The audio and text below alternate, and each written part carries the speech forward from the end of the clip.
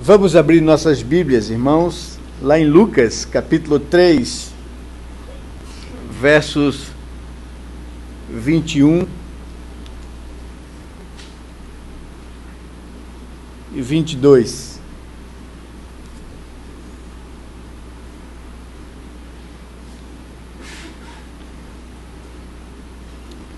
Lucas, capítulo 3, versos 21 e 22, nos diz assim a palavra de Deus. E aconteceu que, ao ser todo o povo batizado, também o Senhor, foi Jesus. E estando ele a orar, o céu se abriu, e o Espírito Santo desceu sobre ele em forma corpórea como pomba.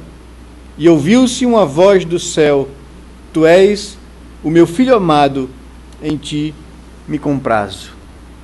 Vamos basear o nosso texto, a nossa mensagem, nesse texto da Palavra de Deus. E eu gostaria também de que você viesse comigo aos textos paralelos nos demais evangelhos, para que a gente possa compor uma ideia completa daquilo que aconteceu nesse momento tão singular na história da humanidade. Vamos para Mateus capítulo 3 e ver os versos 13 a 17.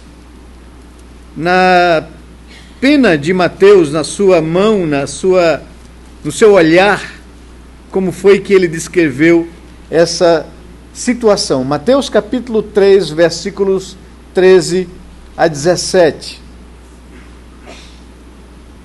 Diz assim o texto, que por esse tempo dirigiu-se Jesus da Galileia para o Jordão, a fim de que João o batizasse. Ele, porém, o dissuadia, dizendo: Eu é que preciso ser batizado por ti, e tu vens a mim? Mas Jesus lhe respondeu: Deixa por enquanto, porque assim nos convém cumprir toda a justiça. Então ele o admitiu. Batizado Jesus, saiu logo da água, e eis que se lhe abriram os céus, e viu o Espírito de Deus descendo como pomba, vindo sobre ele. E eis uma voz dos céus que dizia: Este é o meu Filho amado, em quem me comprazo. Vamos agora ao texto de Marcos, capítulo 1, versos 9 a 11, e encontrar em Marcos a sua percepção desse momento na vida de Jesus. Marcos capítulo 1, versos de 9 a 11.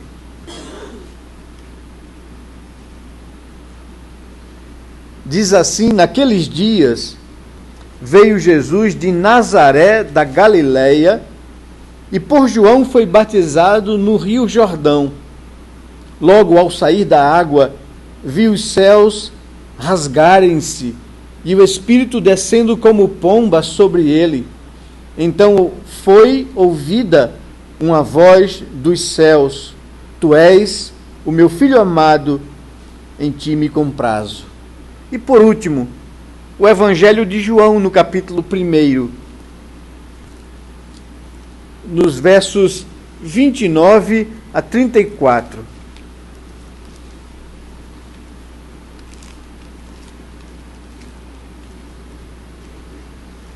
Evangelho de João, capítulo 1, versos 29 a 34. No dia seguinte, viu João a Jesus, que vinha para ele, e disse: Eis o Cordeiro de Deus que tira o pecado do mundo. É este a favor de quem eu disse: Após mim vem um varão que tem a primazia, porque já existia antes de mim. Eu mesmo não o conhecia, mas a fim de que ele fosse manifestado a Israel, vim, por isso, batizando com água. E João testemunhou, dizendo: Vi o Espírito descer do céu como pomba e pousar sobre ele. Eu não conhecia. Aquele, porém, que me enviou a batizar com água, me disse: aquele sobre quem vires descer e pousar o Espírito, esse é o que batiza com o Espírito Santo. Pois eu, de fato, vi e tenho testificado que ele é o Filho de Deus. São esses os textos que nos trazem esse quadro, essa informação desse momento da maioridade da vida do Senhor Jesus. Enquanto nós estávamos cultuando a Deus, eu observava a Vanessa aqui no louvor, com o Iveson tocando ali, acompanhando, e Mateus lá chorumingando, chamando a atenção dela, né? E a gente pode ver a satisfação dos pais na vida dos filhos, as expectativas que nós depositamos sobre a vida dos nossos filhos, os sonhos que alimentamos para a vida deles. A satisfação dos pais na formação dos filhos é algo tremendo. A gente viu aqui, presenciou, né? André e Márcia, pastor Lutero, quando Natália foi me procurar antes do culto lá, onde nós oramos, na sala da biblioteca, né? Ela falou comigo para confirmar tudo certinho para hoje à noite, e quando eu vi que ela botou os olhos no pastor Lutero, que estava ali sentado, ela disse: Lutero vai estar aí. Eu digo: vai, Márcia, o pai da Natália, né? Então, foi ele quem a batizou. Não tem algo tão gostoso como um pastor que batiza os filhos que os pais trazem para receberem o sinal da aliança, poder também, na idade adulta, vê-los confirmar as suas convicções de fé, né? É algo muito gostoso. Por isso eu pedi a Lutero: Lutero, faz isso, né? Porque é singular na vida de um pastor, é singular na vida de um jovem, né, que tem essas marcas no seu coração. É singular, é tão bonito a gente poder presenciar isso. A profissão de fé, a declaração das suas convicções, é a maioridade espiritual de um crente. Na infância, seus pais o trouxeram para receber o batismo como selo dessa aliança. Mas é na sua idade adulta, na sua maturidade de fé, que a pessoa declara assumir o compromisso com Cristo de viver para a honra e glória dele. Isso é muito bom. É muito bom a satisfação que a gente tem na vida dos filhos, a poder casar uma filha, como eu casei Pri e Peu, né? É algo que traz satisfação. Minha filha está adulta. Minha filha assume, juntamente com seu esposo, uma família, um lar, né? É muito bom poder investir na vida dos filhos, espiritual, material, emocionalmente, né? E ver a minha filha Belinha concluir o seu curso, né, de Relações Internacionais, onde a banca chegou para mim e para a Gena e disse: olha, vocês têm uma filha de ouro, né? A nota dela foi a mais excelente que a gente podia dar, né? É bom, é satisfatório ver os nossos filhos alcançarem maioridade, ver o meu filho Victor se dedicando aos seus estudos, terminando o seu curso também esse final de ano, obtendo aprovação na ordem dos advogados para poder exercer a Deus e ser útil a Deus. É muito satisfatório isso para os pais. Vem a formação dos seus filhos, né? Não só na parte acadêmica, na parte intelectual e profissional, mas também vê-los atingir a sua maioridade espiritual, andar com os seus próprios pés, né? Firmar os seus caminhos no Senhor. Esses textos que nós lemos aqui, é a formatura de Jesus, a sua maioridade, né? Nos textos que nós lemos aqui, vimos que Jesus, ao atingir os 30 anos de idade, né? Verso 23 de Lucas, capítulo 3, diz exatamente isso, que o seu batismo, que era a sua anunciação pública do início do seu ministério, aconteceu quando ele tinha cerca de 30 anos. Ora, tinha Jesus cerca de 30 anos ao começar o seu ministério. E assim, o texto começa a narrar ou a descrever a sua genealogia aqui, né?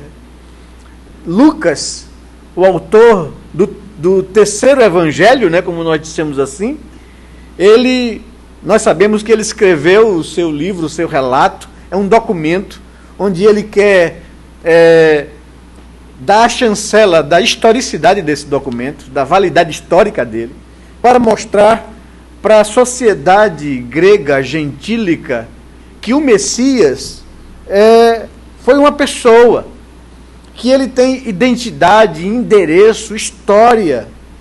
E Lucas aqui está descrevendo uma certidão de nascimento e de genealogia de Jesus, do verso 23 ao verso 38, ligando ele, né, a humanidade, a Adão, porque Lucas começa desde Jesus até Adão, a Sete, a Enos, a Enoque, a Metusalém, a Lameque, a Abraão, e ele sai aqui na sua genealogia fazendo isso, a Abraão, a Isaac, a Jacó, né, a Judá, a Davi, e ele monta ou remonta a genealogia de Jesus, comprovando a sua historicidade. Jesus atinge a sua maioridade. A maioridade na cultura semítica israelita, na época, era que a pessoa alcançava aos 30 anos. E aos 30 anos ele iniciava a sua vida pública. Aos 30 anos ele estava pronto para servir e ser útil. E quando Jesus atinge essa idade, ele vem a João para receber o batismo e iniciar seu ministério público.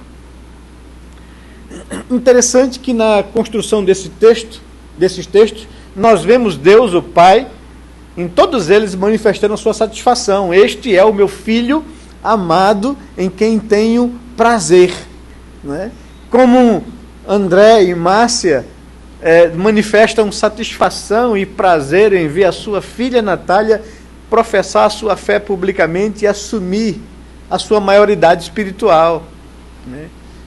Eu estava acompanhando aqui a nossa liturgia e quando o presbítero Edson estava lendo o texto de Lucas capítulo 1, eu me reportei à mensagem que nós já pregamos aqui com vocês sobre quando Zacarias, aquele sacerdote, pai de João Batista, recebe do anjo do Senhor a anunciação do nascimento do seu filho e o propósito pelo qual o seu filho veio a esse mundo.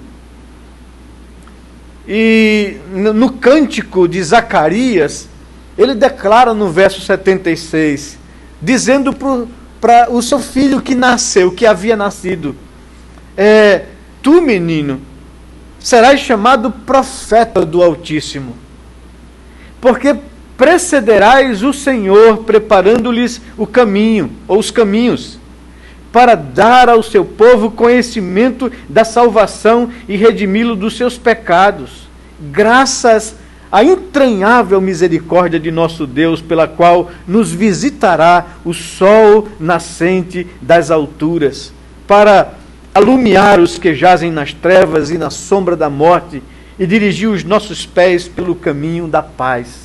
Que coisa maravilhosa! São os sonhos, as expectativas de um pai, que tem o privilégio de, na sua velhice, receber esse presente de Deus. Ser o pai daquele que prepararia os caminhos do Senhor.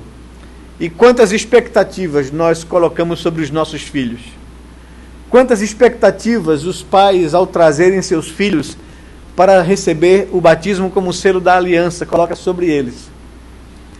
O texto e a vida de João nos aponta para o fato de que deveríamos criar os nossos filhos para servir a Deus e ao reino. Deveríamos olhar para os nossos filhos e alimentar os sonhos e as expectativas de que os nossos filhos serão bênção nas mãos do Senhor para a glória do seu nome. Deveríamos educá-los e criá-los nesse propósito.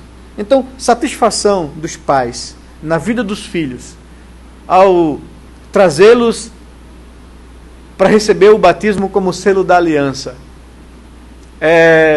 ao vê-los professarem publicamente a sua fé, declarando a sua maioridade espiritual, ao vê-los se formando e alcançando um degrau na sua vida, para que possam servir a Deus com os dons e habilidades que Deus lhes concedeu, a verem os filhos no altar, assumindo uma aliança de compromisso de casamento, né? Tudo isso nos traz satisfação e senso de dever cumprido.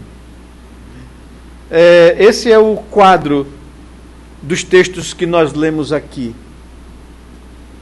O pai manifestando a sua satisfação na vida do filho, que assume o compromisso público de executar o projeto do pai de redimir e de salvar o ser humano. E o Espírito Santo, a terceira pessoa da divindade, vindo sobre ele e o ungindo e o selando para o ministério que o Senhor confiou. É um belo quadro, a presença triuna de Deus, testemunhando para a humanidade o amor do Pai e a decisão e o seu plano de resgatar uma humanidade perdida. O Filho chegando na sua idade adulta e assumindo o compromisso de vida diante de uma declaração tão sinistra de João Batista, quando vê Jesus se aproximar dele, vindo para receber o batismo, e declara e testemunha para todas as pessoas: eis aí o Cordeiro de Deus, que tira o pecado do mundo. Eis aí o seu destino, a sua missão. Ele veio para a cruz, ele veio para ser sacrificado como um cordeiro. E Jesus, assumindo isso, assumindo o fato de que eu vim para essa vida cumprir o propósito de dar a minha vida em sacrifício pelo resgate do ser humano. E o Espírito Santo capacitando, vindo sobre ele. É interessante observar que na narrativa de Marcos, que tem por propósito um público de pessoas simples, o Evangelho de Marcos foi escrito para a população pobre, o necessitado, as pessoas carentes do favor e da graça de Deus. Diferentemente de Mateus, que tinha por objetivo convencer a nação de Israel da realeza de Jesus, de que ele é aquele que assentará no trono de Davi, Marcos escreve para a população carente, pobre, para aqueles que eram marginalizados pela sociedade. E traz um detalhe interessante, e são as razões desses detalhes, desses textos, que compõem um quadro completo. Enquanto Mateus disse que ele veio da região da Galileia para a região da Judéia, a fim de ser batizado por João no Jordão, Marcos acrescenta que ele veio da cidade de Nazaré. Quando nós vamos estudar um pouco da geografia e também da economia de Israel naquele período, nós percebemos que Nazaré não era nem classificada como uma cidade. Ela era classificada como um vilarejo, tão insignificante economicamente falando e politicamente falando para a região. Era de fato um vilarejo. Enquanto também nós lemos na liturgia aqui, um dos textos que lemos diz que Jesus saía de cidade em cidade e de aldeia em aldeia anunciando o Evangelho. Né? O texto faz essa diferença. Cidade era uma comunidade grande que tinha sua influência econômica, seu poder econômico, político e geográfico. Uma aldeia ou um vilarejo era um local economicamente pobre, sem muita importância geográfica e política. É interessante, isso é muito importante perceber, que Deus revelou a um casalzinho que estava iniciando a sua vida, desposados, comprometidos com o casamento, enquanto o jovem José ralava e ralava muito para poder montar a sua casa e consumar o seu sonho de tomar aquela jovem Maria por sua esposa. O Espírito Santo de Deus, o Senhor Deus, envia através de um anjo a mensagem de que aquela jovem simples, pobre, né, numa cidadezinha sem muitos destaques, num vilarejo, fora escolhida por Deus para ser a mãe do Messias. Isso tem um peso importantíssimo a nós também na nossa vida, nessas expectativas que nós criamos acerca dos nossos filhos, dos sonhos que alimentamos em relação a eles. Deus é o Deus que não se impressiona com a nossa conta bancária, com a nossa formação profissional, ou intelectual, ou acadêmica. Deus não se impressiona com essas coisas. Ele pegou as coisas mais simples, as pessoas mais simples, e juntou essas pessoas, e treinou essas pessoas, e investiu nessas pessoas, para que esses homens revolucionassem o mundo. O Senhor Jesus escolhe uma simples camponesa num vilarejo insignificante lá na Galileia, terra de gentios, que também, religiosamente falando, era desprezível para os judeus da Judéia. Mas foi lá que o jovem Jesus cresceu. João Batista, voltando um pouco para a família de Zacarias, eu fico pensando, já idosos, pai e mãe, homens consagrados a Deus, uma família consagrada ao Senhor, um sacerdote que sonhava em ter filhos, que aquela mulher Isabel, tão crente, tão consagrada a Deus, tão pronta a ser auxiliadora do seu esposo no serviço ao Senhor, já velhinha e nunca pôde ter filho. E quando Zacarias recebe aquela notícia, naquele dia que estava servindo no templo, e recebe a revelação do anjo do Senhor: Deus ouviu as tuas orações, a tua mulher conceberá e dará à luz um filho. E aquela notícia, aquela alegria, aquela expectativa, aquela oração quando o menino nasce, quando Deus lhe dá de volta a voz, e quando ele faz aquela declaração: ó menino, você vai ser o profeta do Altíssimo, Deus nos deu esse presente para consagrarmos tua vida ao Senhor. E eu fico pensando, eles devem ter educado o seu filho e ter convivido com o seu filho até 12 anos de idade, como o costume da cultura da época.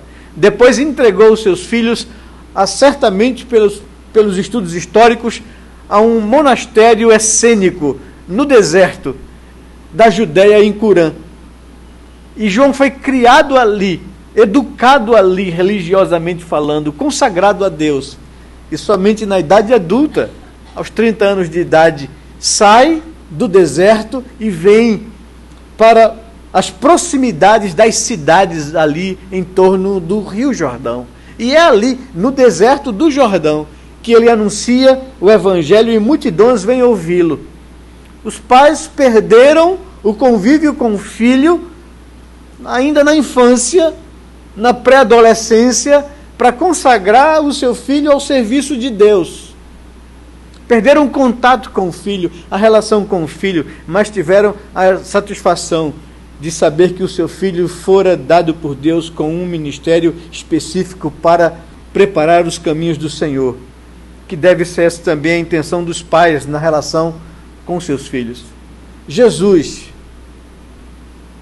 não sabemos a que altura da sua vida ele perdeu o pai, mas sofreu também o que nós estamos sujeitos a sofrer, de perder pessoas queridas.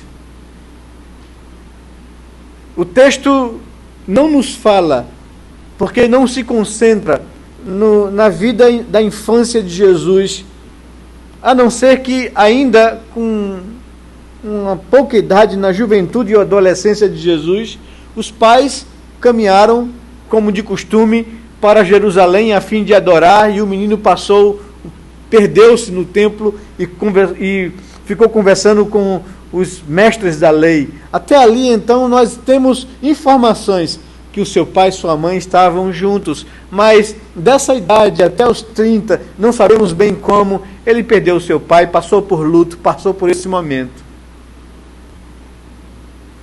Mas ao completar 30 anos, ele sai de Nazaré. Viveu então a vida até a sua idade adulta em Nazaré, numa vila insignificante, sem qualquer destaque. Agora, na maioridade, assume sua vida pública. Se dirige ao Jordão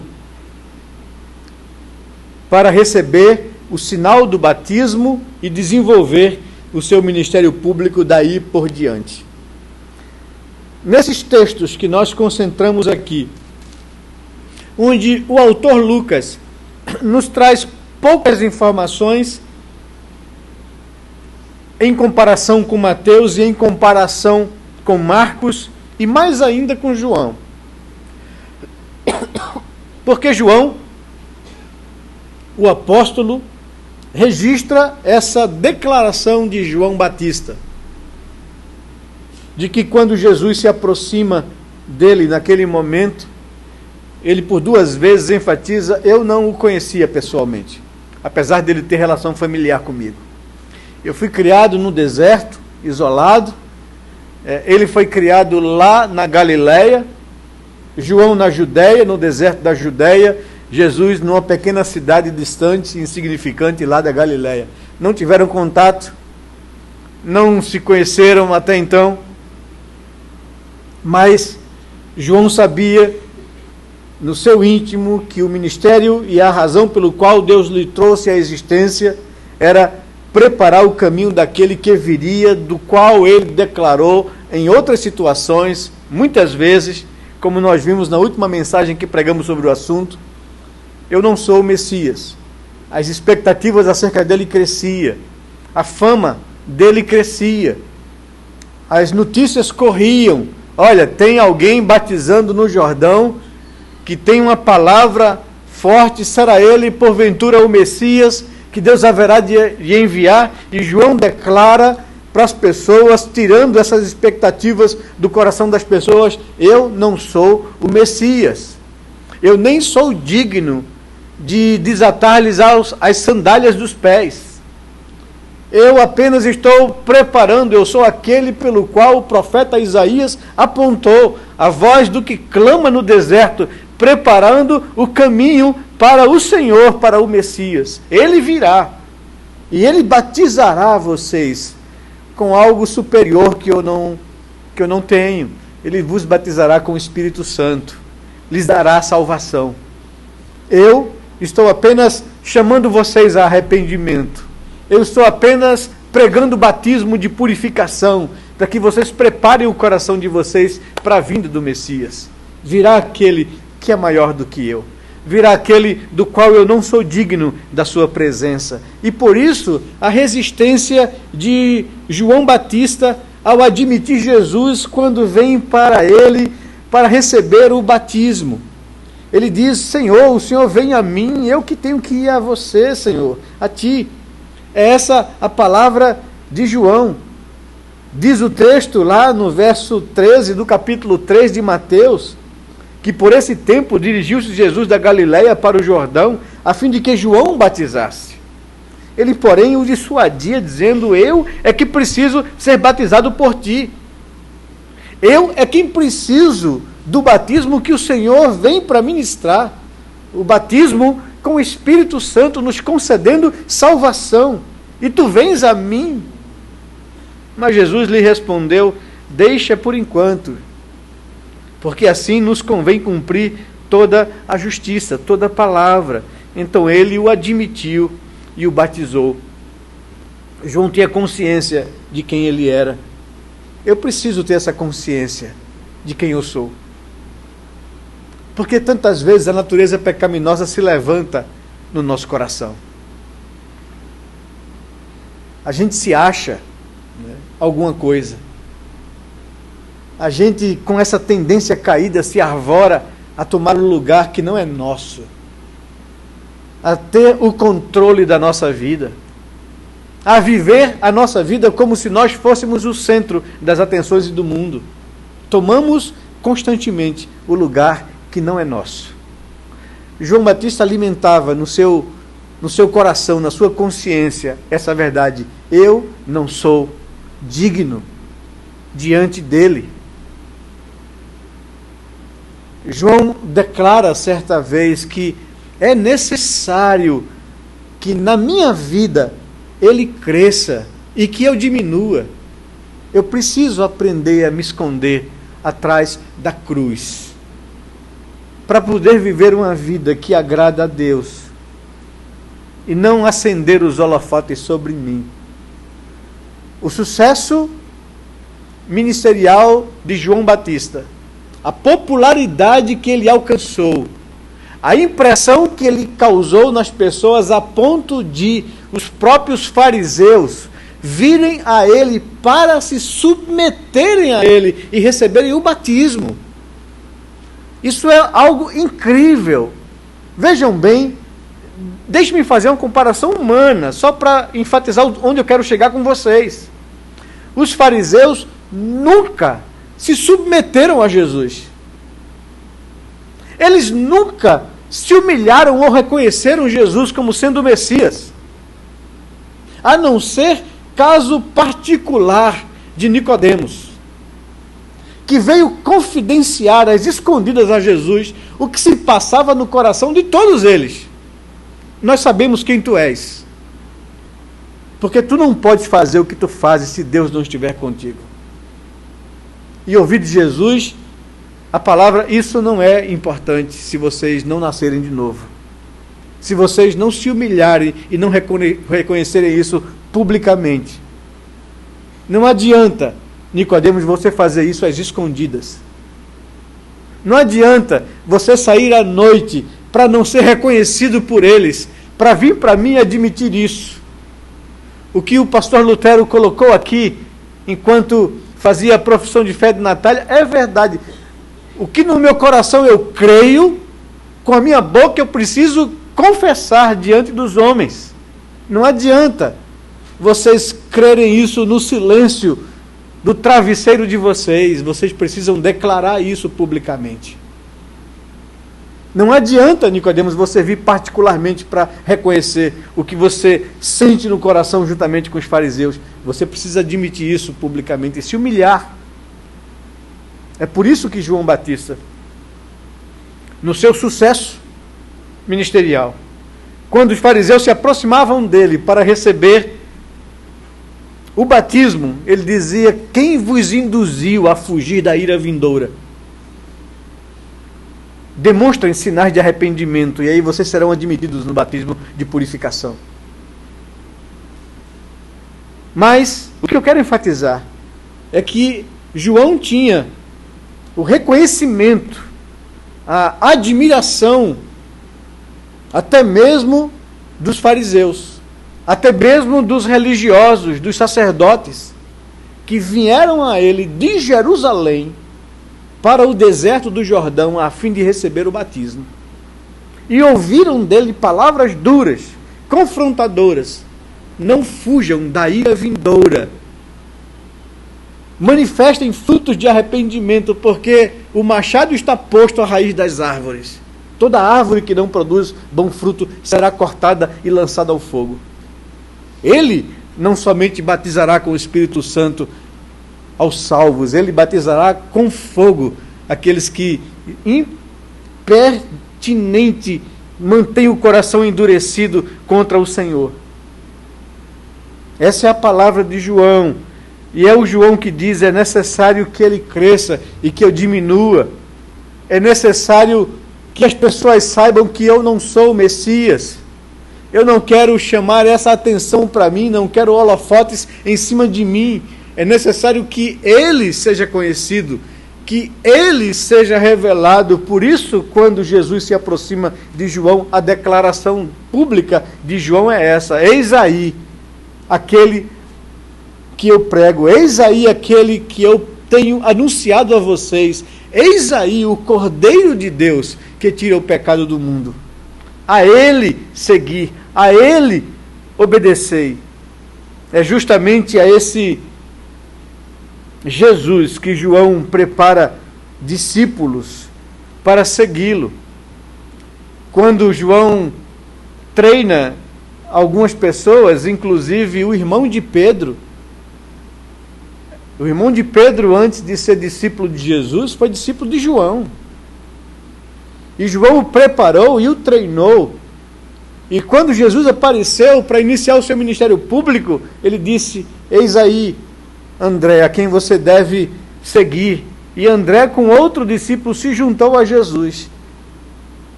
E André foi quem anunciou a seu irmão Pedro: achamos o Messias. A minha vida precisa ter por objetivo servir a Deus, aos seus propósitos.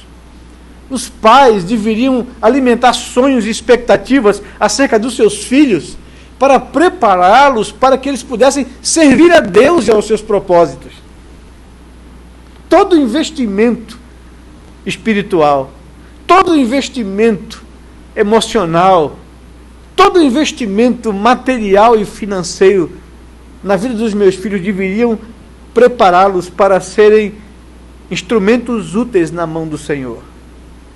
Deveríamos, ao receber os nossos filhos e ao tê-los nas mãos, alimentar os mesmos sonhos de Zacarias. Ó tu, menino, serás grande nas mãos do Senhor e servirás aos propósitos do Altíssimo. Você vai preparar os caminhos do Senhor, vai preparar esse mundo para ouvir a palavra de Deus, na expectativa de crer, de se arrepender e de esperar a vinda do Messias. Não mais pela primeira vez, mas pela segunda vez. Deveria ser esses os motivos das nossas orações a Deus, pelos nossos filhos. Senhor, livre os meus filhos do mal, das seduções desse mundo, das demandas, das tentações, porque eu sei que o diabo investirá contra eles. Livra-os da própria natureza caída e pecaminosa que eles carregam dentro de si, Senhor. Conduz os meus filhos a arrependimento, a uma vida contigo. E deveríamos nos alegrar quando ver sinais da graça de Deus na vida dos nossos filhos. Arrependimento, compromisso, mudança de vida, declaração de suas convicções, manifestação dos seus desejos de poderem viver a sua vida para Deus. E deveríamos estimulá-los. O Pai dos céus manifesta sua alegria, sua satisfação no seu Filho. João diz que João Batista previu, profetizou e teve a visão do que iria acontecer. Mateus, Marcos e Lucas diz que o que João previu aconteceu. O que João Batista sonhou. Esses dias eu estava me lembrando de vendo a tristeza do Messi, né, quando a Argentina perdeu para o Chile na final da Copa da América. E todo mundo estava com essas expectativas. O Messi nunca ganhou um campeonato pela Argentina e tal. Essa manhã estava Fernando Ângelo brincando com o pessoal de missões ali, que ele fez uma brincadeira lá e colocou o Messi comemorando um gol pelo Barcelona, levantando a camisa, e embaixo tinha a camisa com a foto de Norma, né? Eu digo, até Messi está envolvido com o Ministério de Missões da Primeira Igreja, né? Então, com essa brincadeira aqui, as conversas de que, olha, a expectativa sobre a Argentina nessa Copa América, no que diz respeito a ser campeão uma vez na vida pela Argentina, não conseguiu, tal, e chegou na final, e ele foi o único que conseguiu fazer o gol dos pênaltis. Todos os demais companheiros perderam, e a tristeza no olhar dele, né, a gente olha assim e fica que as expectativas criadas, eu digo, deve estar passando na cabeça de Messi, por que eu não me naturalizo logo espanhol e acabo com esse sofrimento todo aqui, né? Mas alguma coisa dessa natureza, alimentar expectativas de poder viver a nossa vida para Deus, para conquistar as coisas de Deus e não as coisas para alimentar a nossa própria satisfação, nosso próprio ego, né? Eu queria dizer aos jovens aqui da igreja que vocês deveriam olhar para a vida de João Batista e tirar algumas lições para vocês. As lições seria essa: a minha vida tem que ter como objetivo apontar para Cristo e não para mim mesmo. Eu deveria ser diferente desse mundo, porque eu fui alcançado pela graça de Deus. O mundo vive preocupado com o seu próprio bem-estar. Jesus, quando desafiou os seus discípulos lá no Sermão do Monte, no capítulo 6 de Mateus, ele, depois de trabalhar essa questão da vida ansiosa pelas conquistas, pelo ter o que comer, o que vestir, o que beber, ele diz: olha, não andem preocupados com essas coisas como se isso tirasse de vocês toda a energia, fosse demanda. Eu sou Deus e eu tenho o maior interesse pelo bem-estar de vocês. Eu fui quem criei vocês. Eu fui quem estabeleci a vida de vocês com um propósito. Vocês não estão aqui por acaso. Se vocês tomam da minha mão essa demanda ou essa preocupação, vocês vão trazer sobre vocês um peso que vocês não podem suportar. Porque que adianta o homem, por mais ansioso que esteja na vida, ele não pode acrescentar um côvado à sua existência. Não faz sentido isso. Os gentios, as pessoas que não conhecem a Deus, é que vivem assim e que pensam dessa forma. Vocês são diferentes. Eu não somente criei vocês, mas eu redimi vocês. Eu resgatei vocês, eu atraí vocês a mim, para que vocês não vivam mais a vida para vocês mesmos. Para que vocês direcionem a vida de vocês para mim, para Deus. E o Senhor termina com um desafio para eles, né? No verso 33, dizendo: façam um teste. Busquem em primeiro lugar meu reino, minha justiça, e vejam se as demais coisas eu não acrescentarei a vocês. Confie em mim. Saiba que a prioridade da sua vida não é ganhar dinheiro, não é conquistar posições na vida, não é colecionar conquistas. Saibam que o propósito da vida de vocês é glorificar o meu nome. Busquem em primeiro lugar o meu reino, a minha justiça, que as demais coisas eu acrescentarei a vocês. Deus faz esse desafio para a gente. Eu queria fazer esse desafio para você, olhando para a vida de João, o Batista.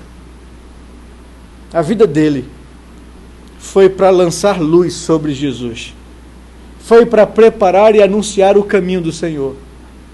O seu pai entendeu isso, a sua família viveu nesse sonho, nessa expectativa, se satisfez em Deus por isso, e dedicou a vida do seu filho para isso. O seu filho tomou consciência disso, viveu para isso. E quando as pessoas vinham aplaudi-lo, honrá-lo pelo seu sucesso de vida profissional ou ministerial, ele dizia: não olhem para mim, eu não sou o Messias, eu não sou digno de ser comparado com ele, eu nem sou digno de desatar-lhes as sandálias dos pés.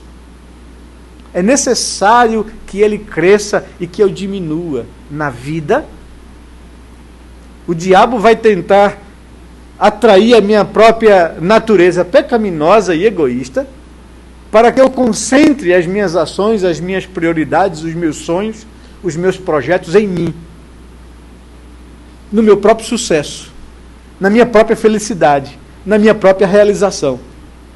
O desafio que Deus nos traz é: tire os olhos de você, porque esse é o pecado e a natureza que se instalou sobre a humanidade em Adão, no Éden.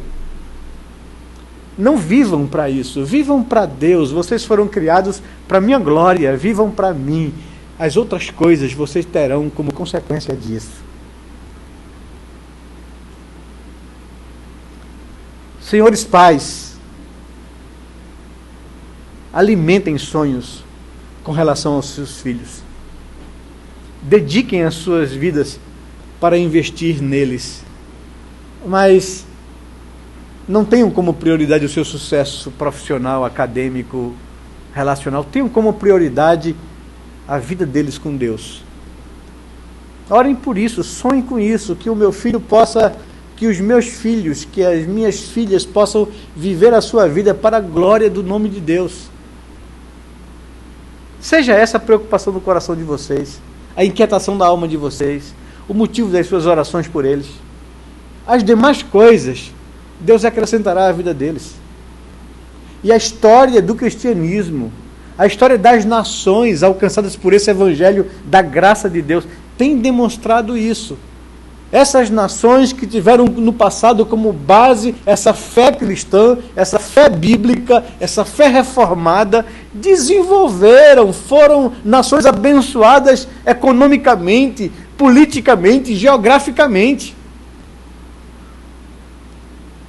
Isso é consequência natural de pessoas que vivem a vida no temor do Senhor. É cumprimento da promessa de Deus. Busquem em primeiro lugar meu reino, minha justiça, porque as demais coisas eu acrescentarei a vocês. E Deus nos dá muito mais daquilo que pensamos ou pedimos.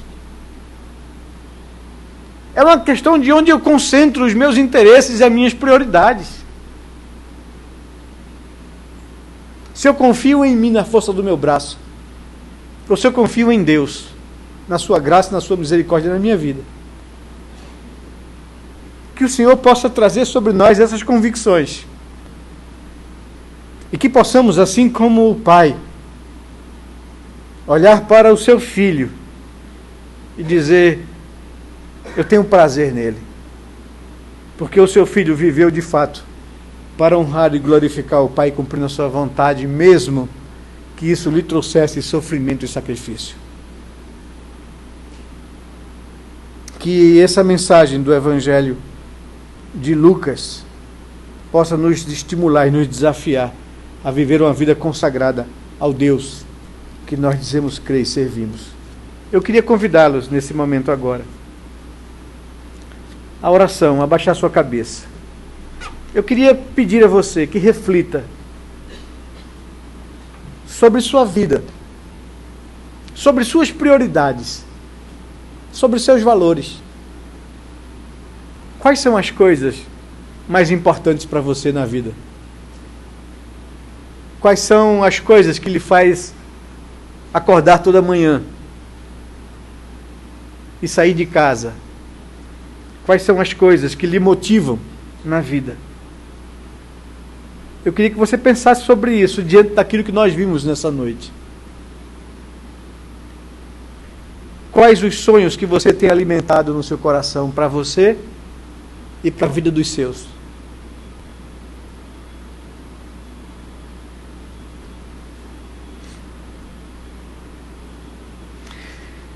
Pai amado, nós queremos, diante do Senhor, pedir o teu auxílio para que nos sonde e nos conheça.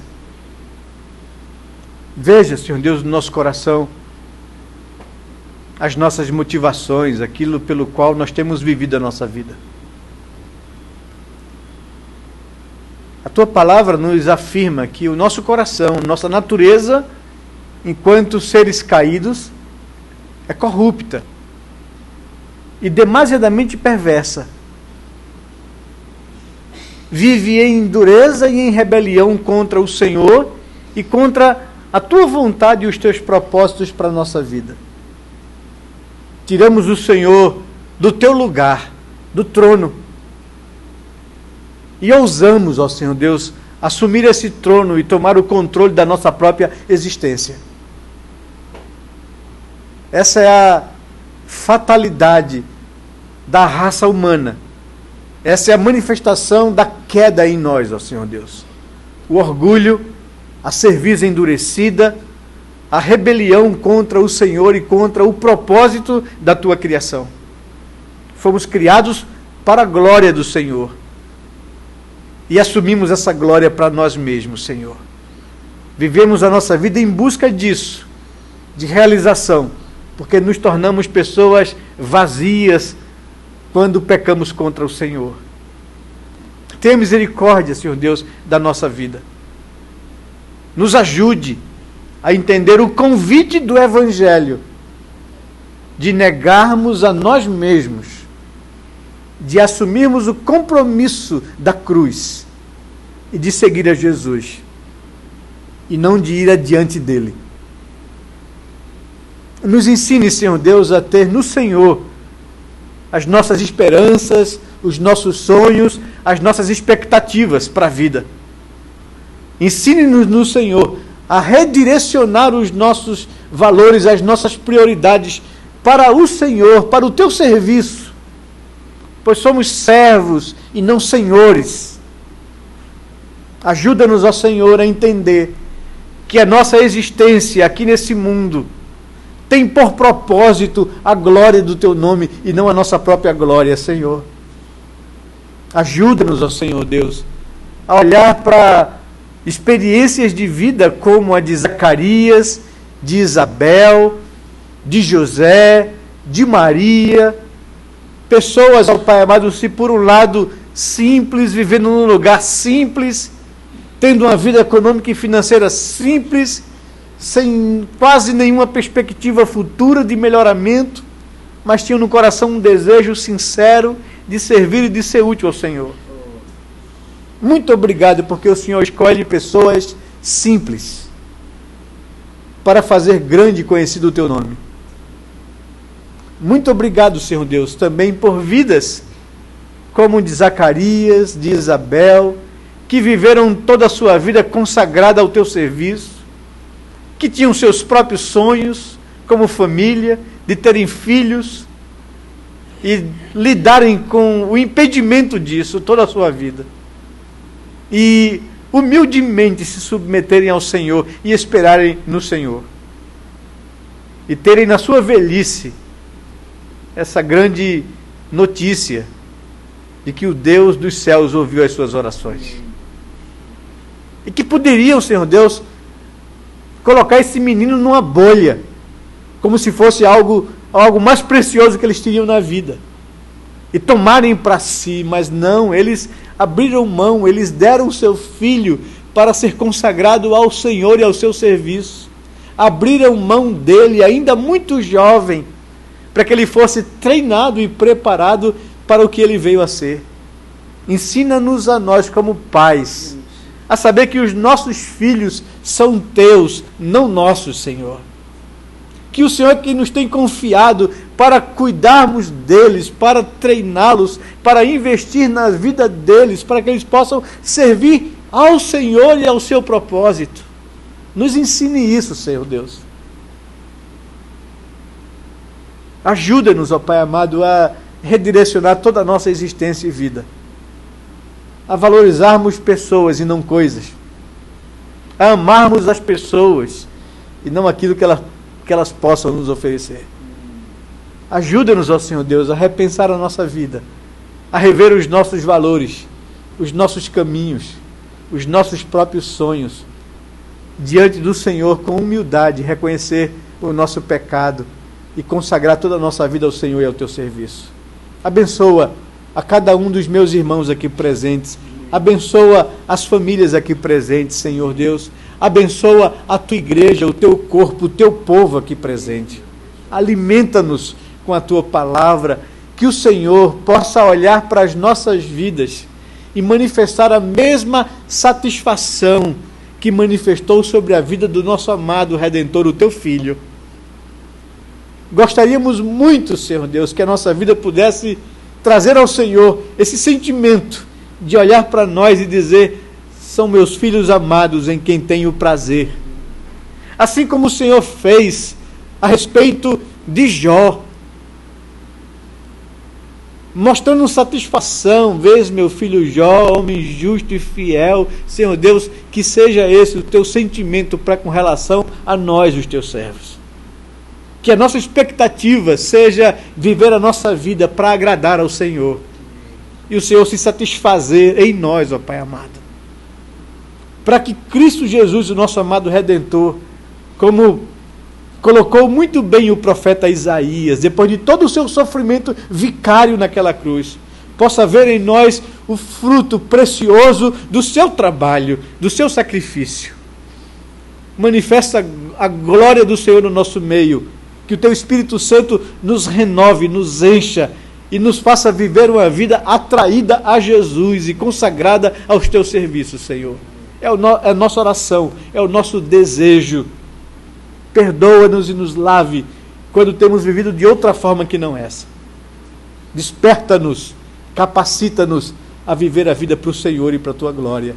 É o que nós te pedimos, Pai, em nome de Jesus. Amém, Senhor Deus. Amém, Pai amado. Amém. Irmãos, vamos ficar de pé e vamos entoar o hino de número 93.